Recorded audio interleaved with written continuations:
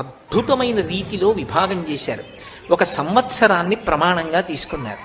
తీసుకుని ఉత్తరాయణము దక్షిణాయనము అని 6 నెలలుగా విభాగం చేశారు. ఇందులో దక్షిణాయనమంతా ఉపాసన కాలం, అంటే ఇప్పుడు ప్రారంభమైందే. ఇదంతా ఉపాసన. ఉపాసన అంటే ఆసన అంటే కూర్చొనుట, ఉప అంటే దగ్గరగా భగవంతుడి గురించి ఎక్కువగా ఆలోచించి పుణ్యకర్మలు చెయ్యడానికి యోగ్యమైనటువంటి కాలమేదో దానికి దక్షిణాయనమని పిలుస్తారు. దక్షిణాయనము ఉత్తరాయణము. దక్షిణాయనమంతా దేవతలకి రాత్రి, ఉత్తరాయణమంతా దేవతలకి పగలు. దేవతల దృష్టిలో మనకొక సంవత్సరం అయితే వాళ్ళకొక రోజు అవుతుంది. అందుకని ముందు ఒక సంవత్సరాన్ని ప్రమాణంగా తీసుకుంటారు. సంవత్సరం ఉత్తరాయణం దక్షిణాయనంగా విడిపోతుంది. మళ్ళీ ఈ దక్షిణాయనం ఉత్తరాయణం 12 నెలలుగా విడుతుంది. మళ్ళీ నెల ఒక ప్రమాణం.